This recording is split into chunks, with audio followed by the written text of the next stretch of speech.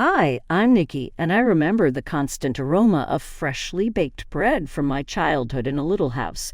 After school, I used to love kneading dough with my dad, who had taken over the family bakery from his parents. It wasn't like my mom. She outturned her father as a real estate agent who she portrayed in racy outfits and high heels. "Nikki, come set the table." My mom called one night when I was 12 years old. At the time, I was scrawny, socially uncomfortable, and mostly concerned with reading. "Coming." As I drew down the corner of the page, I yelled. I heard them beginning up again as I placed the plates on the table. "Yet another lazy month, Tyler," Mom stated with a disgruntled tone. "When will you receive it?" "Oh, who cares? Grandma lost her cool. She should know what a failure her father is." In an effort to control my sobbing, I clutched the table's edge. We had several instances of Mom scolding Dad and Dad attempting to maintain peace at our house. Mom felt ensnared in a life she despised, so I understood it wasn't all about the money. "Nikki," a sound was made by Mom's canine. "Where's my wine?" My trembling hands made a mess of the tablecloth as I hurried to pour her a glass. Mom's pupils widened. "You are a foolish girl. Will you just sit there and do nothing?" Dad crossed over. "Joyce, it's only a small amount of wine. Not a problem." His mother gave him a sidelong glance. "You treat her too gently. I see no reason why she won't be any better than you when she grows up." I bolted from my bedroom and hid my head in my pillow. I didn't get why Dad tolerated Mom's treatment of him. I loved him so much. For my part, I figured out how to blend in to be stealthy and unassuming. There was an unusual stillness when I awoke the following morning. Baking bread aroma is non-existent. I didn't hear Mom's heels. I silently made my way downstairs and discovered my pale-faced dad seated at the kitchen table.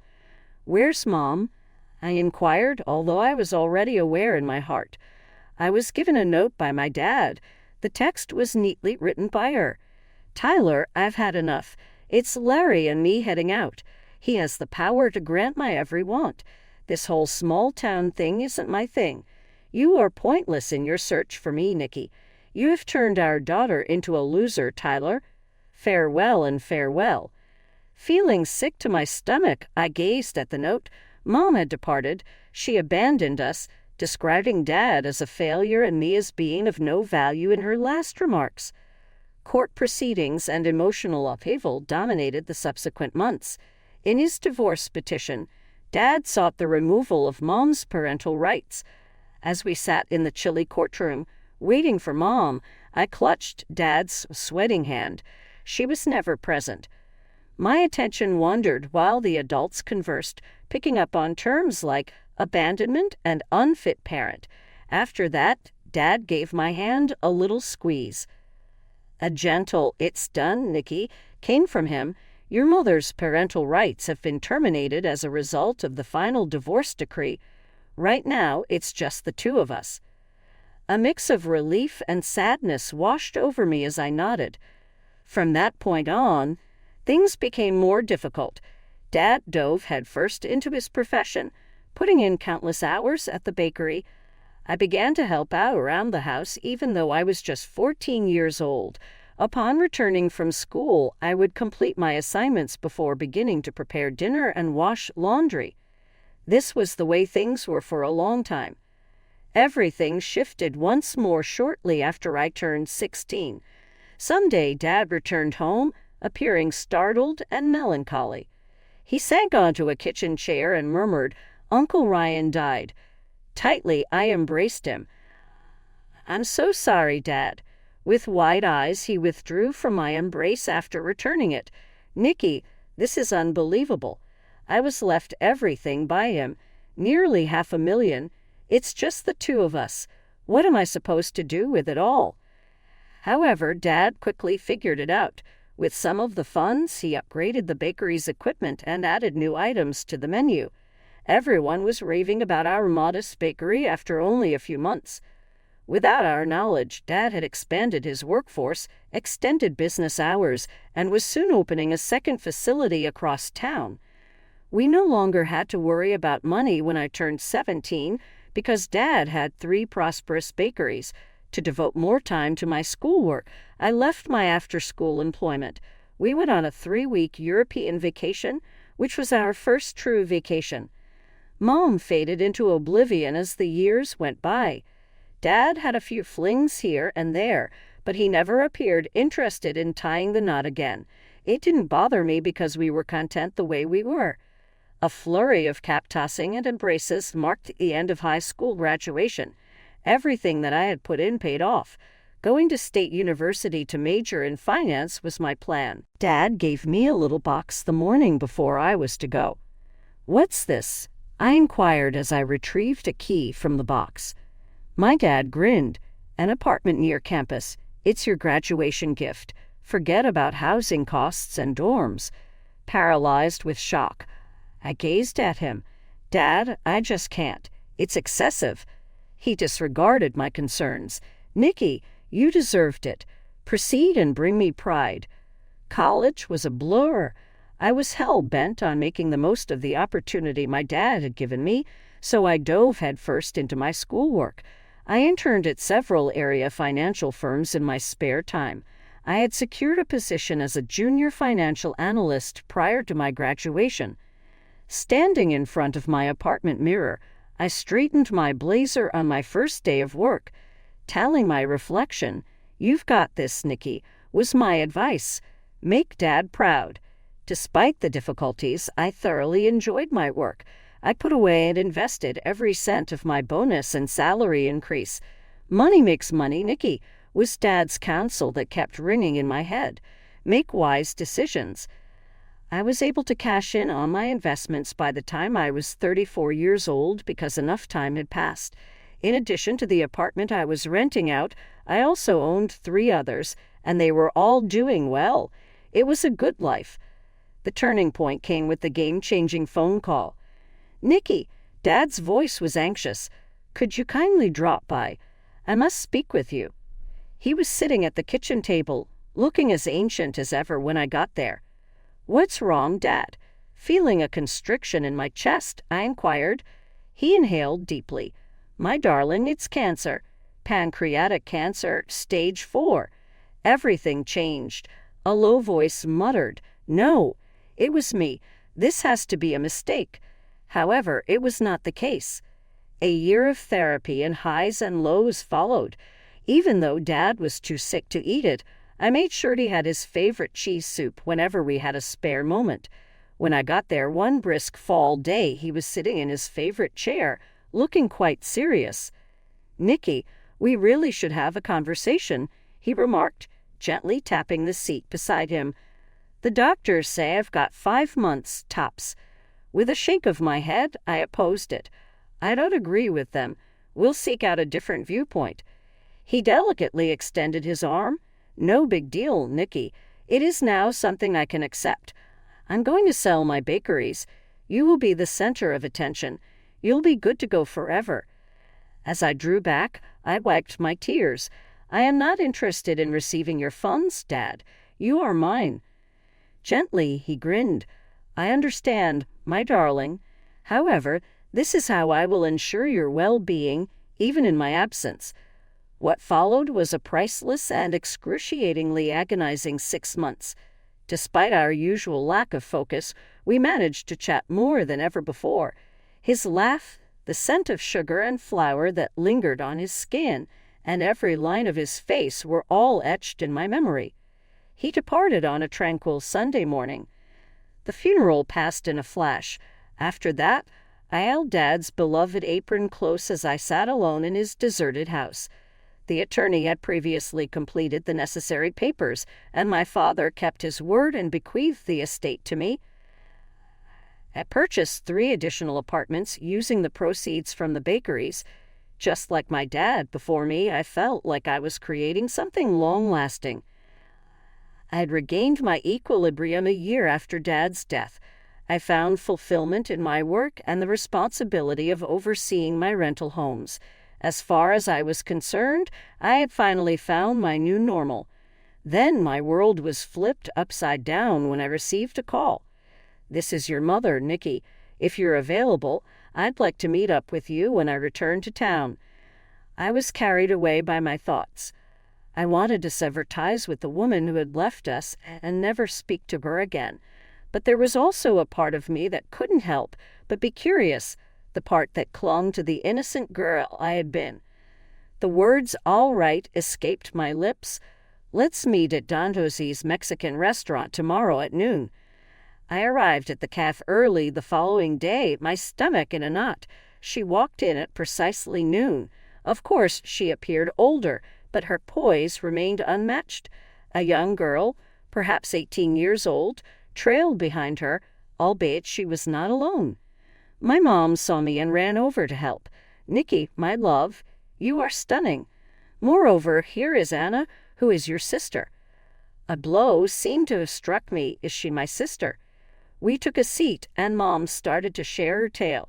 She detailed her relationship with Larry, who left her shortly after Anna was born, their financial struggles, and her decision to return to her hometown in search of a fresh start. "I heard you have rental properties," she remarked, her voice conveying optimistic hope. I was wondering if maybe. She rambled on, but I understood her question. I glanced over to Anna, who was visibly uneasy as she stared at her hands. Thinking about Dad made me realize how important it is to be kind, no matter the circumstances. I recalled the frightened little girl who, like her, longed for her mother's return. The words "all right" escaped my lips, and flat just became available to me. "Who needs to leave?" Mom was beaming. "I am grateful. Obviously, we will cover the rent." Up went my hand. "No rent, just utilities for now." I kept an eye on Anna while we worked out the details. It seemed odd how young she appeared. I recalled being her age and felt disoriented and solitary following Mom's departure. "So, Anna," I asked in an attempt to come across as nice, "are you a junior in high school?" At last, she looked me straight in the eyes after nodding. Of course, it's strange to start senior year at a different school. Some empathy welled up in me. "Sure, I'll wager. Listen, I'm here for you whenever you need someone to talk to or assistance with anything, whether it's school-related or not. All right." Anna kissed me on the cheek. What a relief. That is very meaningful. Mom gave me another embrace as we walked out of the diner. "Nikki, you are quite special. Even though I'm well aware of how much ground I need to cover, I'm hoping we can begin anew." I was too nervous to say anything, so I just nodded. That night, as I slipped into slumber, I couldn't escape the uneasy sensation that things were going to take a turn for the worst. My mom was back in my life, and I gained a sister, for better or worse. What that implied for each of us could only be revealed in due course. Weird things happened in the months following Mom and Anna's homecoming. Almost as if nothing had happened, Mom reintegrated into her previous life after finding employment as a real estate agent. When Anna was a senior, she decided to attend the local high school. Uncertain about how to manage this new family dynamic, I maintained my distance. Occasionally, Mom would give a call or drop by. "Nikki, my sweetheart, I am eternally grateful for the apartment," she would exclaim with a bright smile. "You've been such a blessing." Her boundless appreciation made me uneasy, but I would nod anyhow. "No worries, Mom. So happy I could be of use." My careful friendship with Anna grew over time.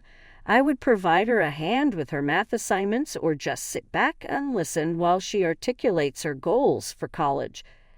Having a sister was good on one hand, but the weight of the years we lost out on together was always an obstacle.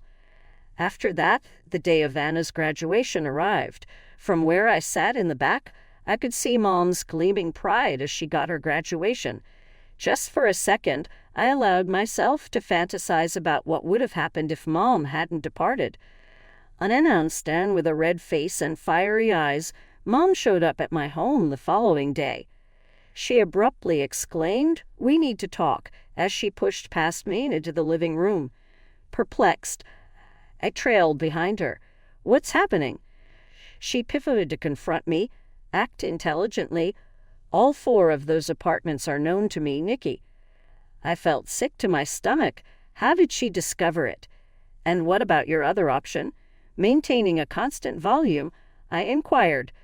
You've been keeping this information from us, she exclaimed with a piercing voice. Enjoying life to the fullest while Anna and I barely made ends meet. Anger was boiling over in me. Excuse me, you're living rent-free in one of those apartments. Would it not be enough? Half of those properties are mine, she spat out. It's me, your mom. I found myself laughing out loud. It was completely absurd. Look, you're not kidding. Do you recall that when you left us, you waived any claim to my life and possessions? Child support and parental rights are not recognized. A change occurred in her tone. Nikki, I implore you to consider Anna. She must collect funds for her college expenses. What if you were to sell just one apartment? When she started to say, absolutely not, I interrupted her. I am not responsible for Anna's education. What makes you so self-centered? She sobbed. And now, after all I've done for you? The final straw was that, when I asked, what have you done for me? Perplexed, I fixed my gaze on her. I thought you were saying in your farewell message that you were going to leave me and that I was useless. On the other hand, are you suggesting that you may spend a few months in my apartment without paying rent? My mother writhed as though I had hit her. She remained motionless for a while, her jaw moving in a fish-out-of-water pattern. Shortly after, she abruptly turned around and slammed the door shut, leaving no room for further discussion. My body trembled with rage and pain as I stood there. What gave her the idea? How could she attempt to con me in such a way after everything that has happened? With my head buried in my hands, I collapsed into the couch. I knew deep down that reestablishing contact with Mom was dangerous, but I had hoped. To be honest, my expectations were vague. My wrath subsided, and a profound melancholy replaced it. The woman who was supposed to be my rock and shield turned out to be an unknown somebody intent on taking advantage of me. Where does Anna stand? In regards to her, what was my plan? I saw the barista giving me odd looks 3 weeks after Mom's outburst while I was having coffee at my normal spot. While I was waiting for my order, I briefly caught a glimpse of a conversation happening at a table nearby. Are you kidding me? Despite having multiple apartments of her own, she is still charging her mother rent. I could hardly believe they were referring to me. I went completely limp. In contrast, I overheard more mutterings and side looks in the days that followed. It appeared that Mom had been rather preoccupied with telling everyone her warped version of events. After that, the tweet arrived. While during my lunch break, I nearly choked on my food when I saw it. Nikki, my daughter, makes a lot from her 5 rental units, but she won't even chip in to help pay for her sister's college. I'm barely making ends meet, and she's making me pay exorbitant rent. It breaks my heart that my own child can be so self-centered and greedy. Every one of the comments was devastating. What gives her the right to treat her mother that way? That person is absolutely awful. Everyone from long-lost acquaintances to former classmates shamed me for what they perceived as my avarice. It was as if no one had noticed or cared that this woman had left me when I was a little girl. My employer summoned me to his office at the one moment I believed things could not get worse. Nikki, we need to have a serious conversation with your mom about this situation. He stated, the company's image is beginning to take a hit. I could feel the veins in my face dripping dry. My explanation is ready, sir. Showing a hand, he spoke. I don't want specifics, but I need this fixed swiftly and quietly. This kind of turmoil has no place in our company, you know. Feeling speechless and helpless, I could only nod. Upon returning to my workstation, I noticed an email pertaining to unpaid utilities from Mom's apartment. Just fantastic. I contacted her with trembling hands. So, what's your desire? At one point, she shouted, In an effort to remain composed, I inhaled deeply. "The utility bills for your apartment are still outstanding, Mom. Recall that we made a pact for you to handle those." Scoffing, she said, "Oh my gosh, you're really pulling it in with those apartments. You've got enough money to take care of a few bills." "That's not the point," I remarked, my tolerance dwindling. "We came to an understanding." "An agreement," she piped in, her tone distant and uncaring. "As in the promise to support your loved ones. For what benefit did that serve us?" I felt like everything was collapsing around me as I sat there, phone in hand. This was my payoff for all the good deeds I did. I scheduled a consultation with a lawyer despite my sadness. "You have every right to evict your mother," the lawyer told me as he reviewed my case. "You have provided her with ample notice, and she is not paying rent, and she does not have a lease." Nodding, I felt a mix of relief and nervousness. What do I need to do? I received a document from him. "This eviction notice is legally binding. Put it on her plate. We have the option to pursue legal action if she refuses to comply." I drove to Mom's apartment, which was actually my apartment, with the paper in hand. Knocking on the door made my palms tremble. When my mom spotted me, she opened it with an irritated expression on her face. "You it is. Have you finally had a change of heart over the sale of the apartment to fund Anna's college expenses?" "Anna has already decided on a school. Next month she must pay her tuition." Out of amazement came wrath. "Are you fooling me? So you're still demanding things after all this time?" "Stop being dramatic," she said with a sneer. "It's the least you can do for family." There it was. I presented her with the notice of eviction. "I am here. Your notice period is 1 month. A flush spread over Mom's face as she fixated on the page. Subsequently, she lost it suddenly. Through the apartment, her voice resounded as she yelled out, "You ungrateful little brat!" On repeat, "After everything I've done for you." I refused to budge. "Is that all you've accomplished? Are you saying that you're going to leave me high and dry? Practicing defamation against me?" Her hand shot up as she sprang forward. Her hand evaded my strike despite my recoil. On the contrary, she bit my shirt and spat abuses at me. "Listen, you're not important. A cold-hearted, self-centered." While reaching for my phone, I was able to free myself. "It's done. The authorities will be contacted by me." Despite her widening eyes, she persisted in yelling, her language becoming increasingly harsh. When the cops showed up, I was already trembling and my eyes were watering. As quietly as I could, I showed the police the eviction notice and explained the situation. The attention of one cop shifted to Mom. "Ma'am," he declared, "I suggest you calm down and discuss this civilly with your daughter." Mom had a sneer. "On a civil note with her. I can't believe she's attempting to force us to leave." The second cop looked over at me. "From a legal standpoint, this is a civil issue, Ms. Stevens. Outside of a court order, we are unable to remove her forcibly. You two should try to resolve things amicably, but if that fails, you can always take the matter to court." With a sense of defeat, I gave a nod. The smug expression on Mom's face as the police pulled away made me furious. "You aren't going to do it," she teased. "You don't have the guts to take your own mother to court." She had given birth to me, but she had never been a mother in her true sense, and I couldn't help but stare at her. Something within me became more rigid.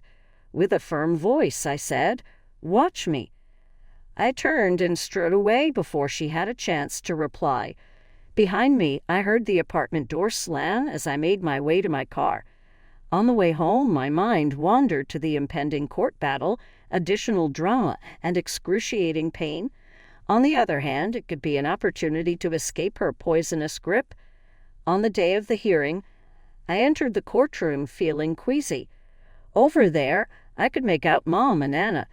Anna appeared as though she wished she could vanish, while Mom's eyes were red and swollen. Mom really went all out when the hearing started. While addressing the judge, she sobbed uncontrollably. "Your Honor," she cried out, My daughter has become so heartless. She's attempting to abandon her own mother and sister in the aftermath of all the help I've given her. When I couldn't control my nerves, I tightened my hands. My anxiety levels plummeted as my lawyer rose to his feet.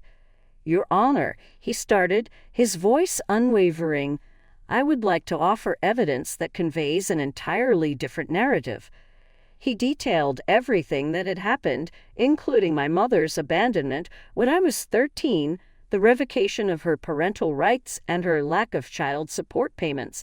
In front of the judge, he displayed the unpaid utility bills and the rent-free arrangement. However, he had more to say.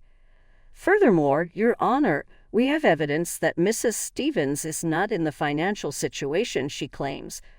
With her eyes wide, Mom's head snapped up. "My attorney said Mrs. Stevens owns an apartment in another city, left to her by a former partner, which she currently rents out for a substantial monthly income." People in the courtroom went silent. A serious look crossed the judge's face as he turned to Mom. "Is this true, Mrs. Stevens?" Ma's complexion turned white. After several false starts, she said, "Yes, Your Honor," before finally speaking. When the judge handed out his ruling, his voice was icy. "The eviction has been granted by this court. On top of that, Mrs. Stevens will be required to pay rent for the months that she was a rent-free tenant. It is very terrible what you have done, Mrs. Stevens. I am closing this case." The resounding crash of the gavel's descent reverberated within me. That was it. I saw Anna as we were leaving the courtroom. I felt bad for her since she seemed disoriented and bewildered. She was not to blame for this. Disregarding Mom's disapproving look, I approached her. "Anna," I whispered softly, "I apologize that this has come to this. And still here for you if you ever need actual assistance. All right." With tears in her eyes, she nodded. "My apologies, Nikki. I had no idea." I went away from her with a sorrowful smile, a burden lifted from my shoulders. Over the subsequent weeks, Mom and Anna vacated my apartment. They supposedly moved in with Mom to her other property. Nobody bothered to get in touch with them. I didn't even bother to attempt. As I stood in the now empty apartment, a whirlwind of emotions flooded my mind. The relief I had felt upon Mom's return, the anguish I felt at her betrayal, and the strain of the court battle. Despite everything, I felt liberated.